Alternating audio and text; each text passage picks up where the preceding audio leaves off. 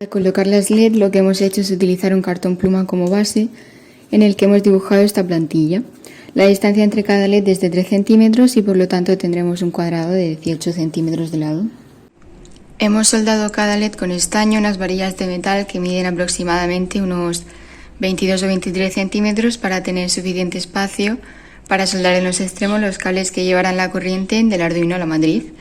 Los LEDs que hemos utilizado son de color azul y de 5 milímetros. En principio son necesarios 49, pero recomendamos tener alguno más de sobra por si falla a la hora de soldar.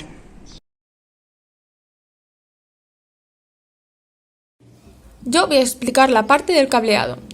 Como sabemos, un LED tiene una pata larga y una pata corta. La pata larga es llamada ánodo y es la parte negativa, mientras que la pata corta es llamada cátodo y es la parte positiva.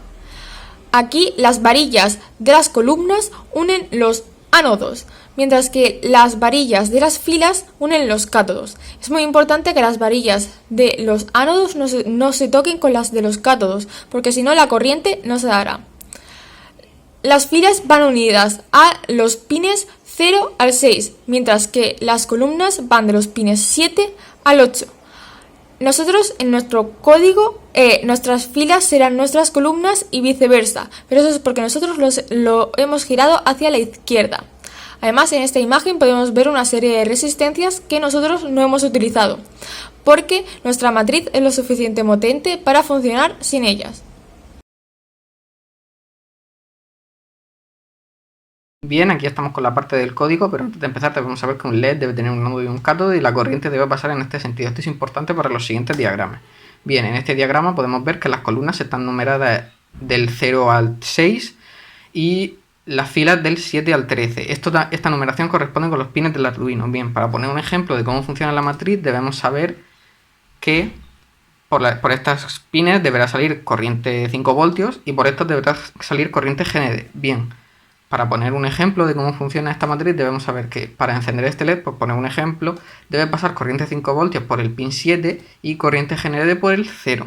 El problema es que cuando nosotros escribimos en el código, en realidad le estamos diciendo que pase corriente también por el resto de filas, es decir, del 6 al 0. Esto es un problema porque en vez de encender un LED solo, encender una columna entera. Bien, esto puede parecer que dificulta las cosas, pero en realidad facilita el encender toda una fila de golpe, porque solo escribiendo 2 líneas de código nos dejaría encender toda una fila. Bien, aquí estamos ya finalmente con el código. Este es el código para el ejemplo que hemos dicho antes para encender el LED de la esquina superior. Bien, en la primera parte estableceremos las variables. Para las columnas serán del 0 al 6 y para las filas del 7 al 13. Bien, después estableceremos los pines como salidas de corriente del 0 al 13, es decir, como output. Y bien, finalmente, para encender en concreto ese LED debemos establecer como los pines del 1 al 6 como height, es decir, por ellos pasará corriente 5 voltios. En cambio, el pin 0 será low, lo que nos indica corriente GND, y el 7 también corriente 5 voltios, es decir, height. Esto hará que por el 7 pase corriente 5 voltios y por el 0 GND, encendiéndose únicamente el LED que nosotros queremos y no una fila entera. Bien, para ver el código final de la matriz es este y es igual. Es decir, establecemos las mismas variables, establecemos como output los pines y después estableceremos los distintos patrones de encendido. Bien, también está el comando del delay que nos indica que este patrón de encendido configurado aquí con los pines que queremos que estén height y los que queremos que estén low, es decir, los que queremos 5 voltios y los que queremos GND, le vamos a decir con el delay cuánto tiempo queremos que mantenga ese patrón de encendido.